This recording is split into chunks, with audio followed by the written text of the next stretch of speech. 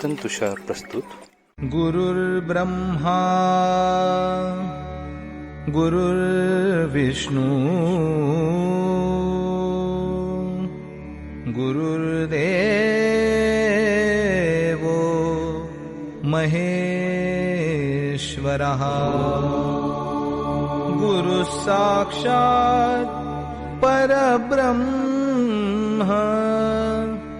तस्मै श्री गुरवे नमः. नमस्कार साधक हो, मी सौ दीपा आनंद वेद पाठक पुणे सादर करत आहे परमपूज्य सद्गुरु स्वामी विद्यानंद चरित्र सारामृत. लेखक आहेत श्री प्रल्हाद अवचट तथा स्वामी कृष्णानंद. ओम नमो भगवते वासुदेवाय. ओम सद्गुरु विद्यानंदाय नमः.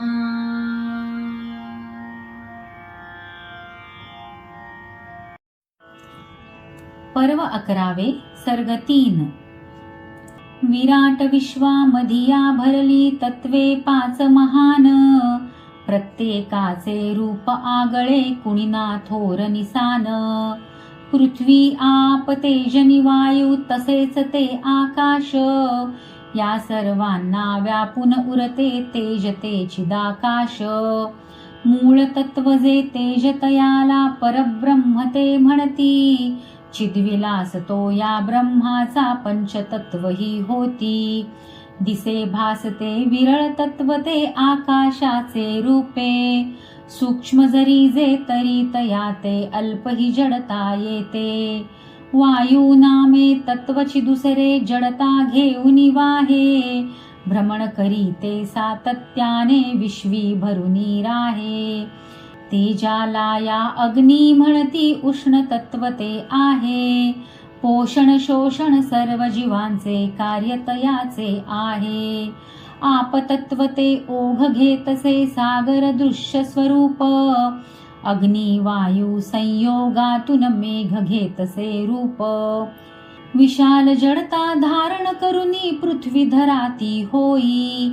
वनस्पती सह जीव मात्र ते धारण करुनी राही. अशी वेगळी जरीही तत्वे कार्यतयांचे एक. परस्पराशी करी संयोगा मूळ तत्व ते एक. ब्रह्मतत्व हे मूळ असे जे जाणून कैसे घ्यावे. जडता सोडून उन्नत व्हावे सूक्ष्मामधी ते यावे. साधक साधे योग साधना आसन स्थिर हो ज्याचे. जड देहातून सूक्ष्म देही त्या भ्रमण होतसे त्याचे. देह जहाला या पाचांचा तयात दशकी मेळा. पंचज्ञानी पंचकर्मी ही इंद्रिये होती गोळा. मन बुद्धी अन चित्त अहंकार 4 चतुष्ट असती. 4 10 ते 14 मिळूनी देहा चालविती. 3 गुणांची कर्मे घडती रजतम आणि सत्व. सत्व वाढता होते इच्छा जाणून घ्यावे तत्व.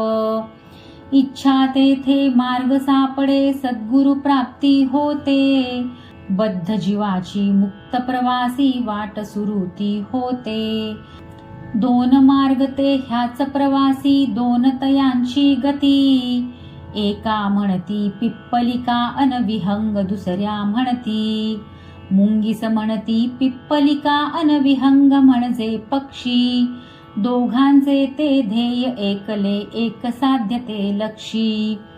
तरुशिखरीचे पक्व असे फल दोघा खाऊ वाटे.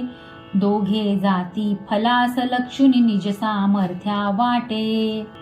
जमीन बुंधा खोडनी शाखा मुंगीस असेही चाल. थेट भरारी घेई पक्षी क्षणात फल घे खुशाल. यज्ञ कर्म ते जप तप साधन हाच पिप्पलिका मार्ग. योग साधना कष्टप्रद जरी तोच विहंगी मार्ग. मन पवनाचा मार्ग असे हा सोहम म्हणती त्यास. या पंथाने प्राप्त होतसे इप्सित ज्ञान ही त्यास. स्वामी सांगती हीच साधना हीच एक दे दीक्षा. स्वयंसिद्ध जी अनुभूती तुनी होई आत्मपरीक्षा. दीक्षा घेऊन साधनी लागे त्यास अनुभवा येई. जडतत्वातुनी सूक्ष्म तत्वते त्यास दृगोचर होई. अनुभूती ही नाही स्वतःची गुरु कृपा त्या लागे. साधक करतो आर्त साधना असता सुकृत मागे. गुरु कृपा ती प्राप्त कराया गुरु सेवा ती व्हावी. गुरु साधना अनुसंधाने अखंडतेने व्हावी. अन्य साधनी क्षीण नसावा तयातना कल्याण. सकामता ती मनी सोडता अंतरी येती जाण. जाण जाणीवा यातुनी घडतो कर्मयोग अनभक्ती. भक्तीतुनी त्या ज्ञान स्रवतसे ती आत्म्याची शक्ती. आत्मशक्तीने हो अभिव्यक्ती अतान केवळ व्यक्ती. आत्मप्रेरणे उदित होते परमात्म्याची उक्ती. स्वामी झाले उदित ऐसे परम सद्गुरु स्वामी. बसले जाऊनी भाव भक्तीने शिष्यगणांच्या धामी. स्वामीजींची ग्रंथ संपदा ही ज्ञानाची गंगा. अमोघ श्रवणे स्पर्शुनी जाती ज्ञान पिपासू अंगा. घरी देव्हारी प्रतिमा त्यांच्या भावपूजने होती. भाव समर्पित भक्तजनांच्या श्रद्धा दृढतर होती. पर्व 11 सर्ग 3 समाप्त.